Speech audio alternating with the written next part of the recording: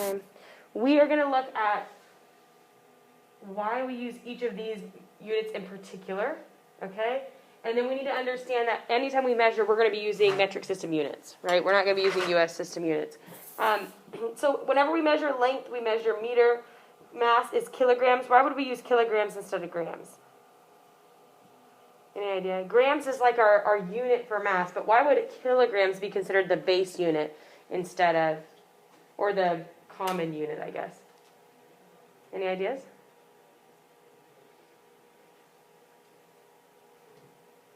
Is grams a big unit or a small unit? It's small, right? So the reason we use kilograms is because if we measured everything in grams, our numbers would all be thousands of grams, right? We would measure things and our answers would be thousands of grams. So to have a more relatable kind of number, we use kilograms instead of grams. Okay, we always measure time in seconds, temperature in Kelvin, amount of substance in moles, which we won't use a whole lot in physics. And then these two we probably won't get to. Electric current is measured in amps, and then light is measured in candelas. Not something we'll use a whole lot. These first 4 for sure, first 5 we'll get to, and we'll use the most often. Okay. Here is a chart now for metric system conversions. If you guys know this, you don't have to write the chart down. But if you don't have them memorized, I want you to go ahead and write these down. These are all of the abbreviations or prefixes for our metric system. Okay? I like to write it where the bigger unit gets the 1, and then we tell how many of the smaller unit are in the bigger unit. So this is how I have the chart laid out. I'll add in these last ones here. I don't know why my chart didn't get finished, but I'll add those ones in.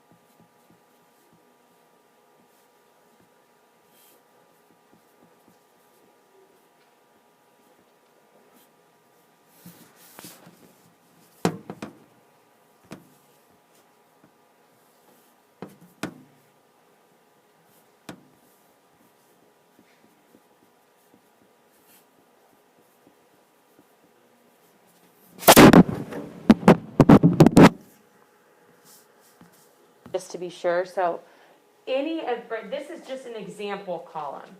Any of the units, meters, seconds, grams, liters, any of those units can be applied here. Okay? So if I say a kilogram, it would apply the same way that kilometer does, right? So I could say 1 kilogram equals 1,000 grams. Does that part make sense to everybody? The prefixes, mega, kilo, all these, they apply to all of our different kinds of units. Okay. I know that's something that's a little bit difficult to grasp right at the beginning, but I think we've done them enough that we should feel pretty comfortable with that. And then here, right here is where the base fits in. You'll notice that above here, right, all of these units are larger units than the base. A kilometer is a larger unit than a meter. A megameter is a larger unit. All of these are smaller, so that all of these equal 1 meter. Right? Everyone understand what that micro looks like? Micro is that U kind of with the tail on the front. Okay, that's a Greek letter.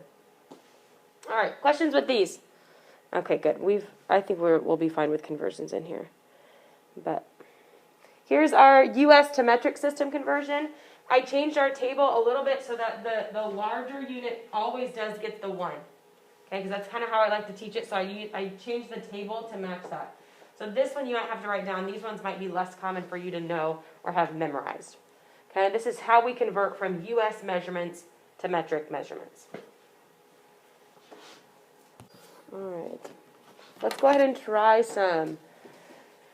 Ty ran 2.433 kilometers. How many centimeters did he run, and how many miles did he run? Okay, so we're going to do 2 different conversions. Let's do just a little thinking out loud here. If I'm looking for the number of centimeters he ran, am I going to end up with a big number or a small number? Big, a really big number, right? There's a lot of centimeters in a kilometer. How many miles am I going to run? Am I going to have a bigger number or a smaller number? a smaller, right? A kilometer is a little bit less than a mile. No, a little bit more than a mile, sorry. No, less than a mile. Do some conversions. If we go kilometers to centimeters and you feel comfortable moving the decimal, then do that, okay? But I'll go ahead and put it in the chart just for fun. 2.433 kilometers. Right? If I want to get rid of kilometers, it goes on the bottom. I should go to meters. Oops.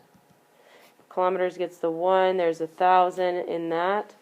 How many centimeters are in a meter? 100. Right? Some people like to say 1,000 there, but centa means 100. Okay? So I'm going to end up with 2,433,000 centimeters. Right? We multiply across the whole top. If you feel comfortable moving the decimal, you can say 3 for a kilo and 2 more for a centi, and then you're good to go, right? But if you're not comfortable moving the decimal, then you just go ahead and plug it in the chart.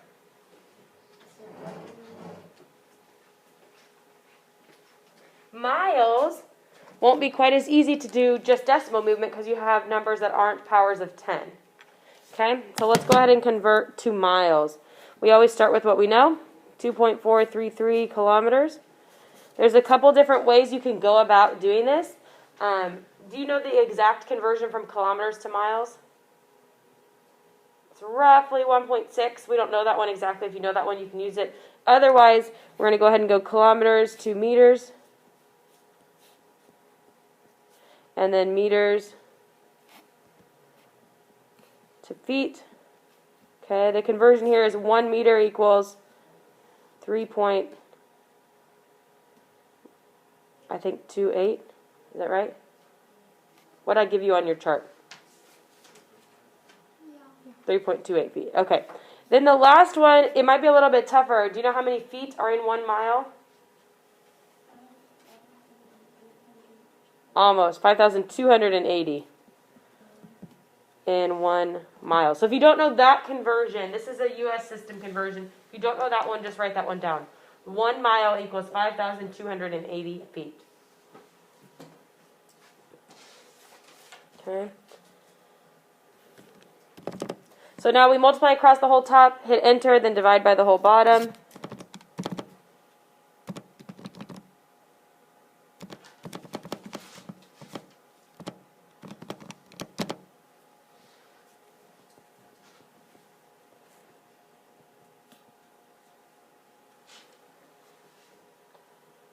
Is that what we had? Roughly? So when we do a conversion, we always start with what we know. And what do we know about a leap year? How many days are in a leap year? 360. Do you know what a leap year is? Leap year is where our year has 1 extra day. Right? That's what a leap year is called, right? So a leap year has 366 days. Okay, and so we want to convert from days to seconds. So you're going to work all the way through here. Days to hours, hours to minutes, or you could go right to seconds if you want. Minutes to seconds. Okay, so 1 day is 24 hours. 1 hour is 60 minutes. 1 minute is 60 seconds. Okay, here we're going to end up with a big or a small number. Big. There should be a lot of seconds in a leap year. Okay.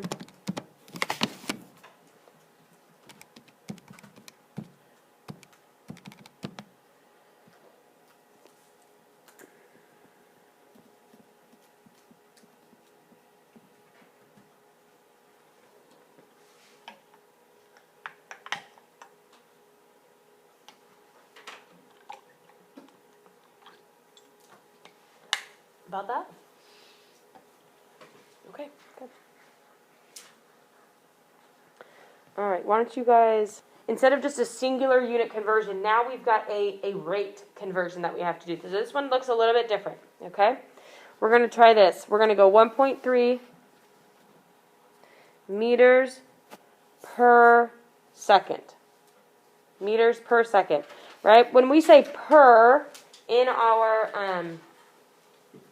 in our units, that means divided by, right? That's what per means.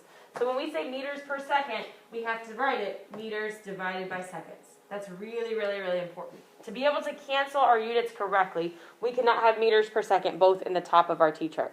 Right? We've got to have that laid out. So now we want to go to, do you guys know what MPH stands for? Miles per hour. That's a U.S., that's how U.S. measures speed. Okay, so miles, this is miles per hour. Right, that's what we want to go to. So we're in meters per second. We want to get to miles per hour. So we have to do two basically conversions in the same chart. We need to go from meters to miles, and we need to go seconds to hours.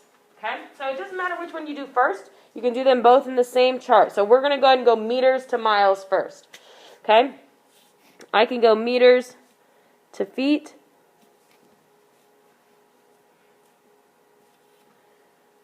Okay, right? 1 meter equals 3.28 feet. So now if I stopped my conversion here, meters are canceled. What would my units be? Feet per second, right? If I stopped right now, my units would be feet per second. But that's not what I want. I want miles per hour. So I got to keep going. So now I'm going to go from feet to miles. And miles is MI. That's how that's abbreviated. Feet to miles. Now we know there's 5,280 feet in 1 mile. So I've canceled that. And miles is what I want to be in. So I'm going to stop that top unit right there. Okay, now I need to get rid of seconds, which is down here on the bottom. So where should it go if I want to cancel it? On the top, right?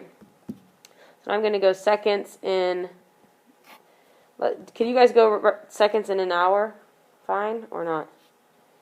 We know that 60 times 60 is 3,600 seconds in 1 hour. Okay, good. So now I canceled seconds, and when I stop, my units will be miles per hour. That's what I want. So now I can do my math. Multiply across the top, hit enter, then divide by the whole bottom. Are we thinking this is going to be a big number or a small number here?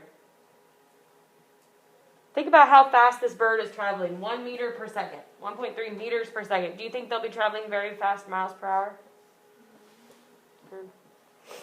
Let's see. So 1.3 times 3.28 times 3,600 divided by 5,280.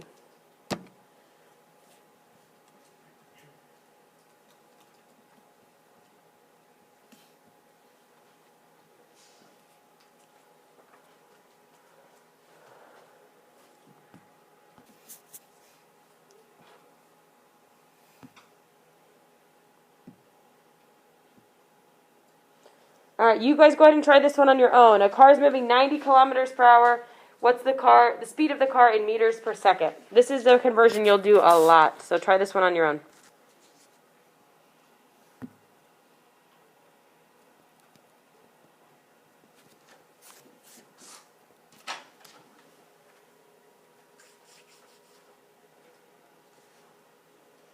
Okay, the reason we set it up with this kilometers on top and hours on the bottom is it tells us that for every hour, we travel 90 kilometers. Right? So there's really a 1 that goes with that hour. We just don't put it in there. Right? Because we know our units tell us we travel 90 kilometers in 1 hour, we don't have to put that in there, but it's there. Okay, so if I go kilometers per hour, I'm going to get rid of kilometers and go to meters because that's what I want. This should be 1,000. 1 hour is equal to 3,600 seconds. So I'm going to convert that, do the math, and I get 25 meters per second. Agreed? Okay. So here's a shortcut. I'm going to give you a shortcut that we're going to use a lot. Because it's very common for us to get a velocity in kilometers per hour, and we need it in meters per second to go in all of our velocity equations, okay? So anytime we convert from kilometers per hour to meters per second, this part of our T-chart is going to look the same, right? That part of our T-chart will look the same no matter what number goes here. right? Whatever kilometers per hour we start in, it's always going to look the same like that, okay? And so this is essentially doing the same thing as dividing by 3.6, okay? So if I want to go from kilometers per hour to meters per second, I can take my kilometers per hour value, 90, divide it by 3.6, and I get 25. Right? So if you can remember that shortcut, that's going to save you a lot of time going from kilometers per hour to meters per second. Okay, so I would write out that shortcut somewhere in your notes. If I'm going to go kilometers per hour to meters per second, then it's divide by 3.6. Okay. What if for some reason I needed to go the other way, from meters per second to kilometers per hour? What could I do? I could multiply. So if I needed to go meters per second to kilometers per hour, I would multiply by 3.6. Not something we'll do near as often, but it is a good shortcut for us to have. Okay? So I want you to make sure you have this down. I'll allow you to use that anytime you remember how. Right? Anytime you can remember the shortcut, you'll get to use that. It's not like on the test, I'm going to make you write it out. However you can get from kilometers per hour to meters per second, do it. Okay? If you can't remember the shortcut, then just do the teacher, because that'll always work too.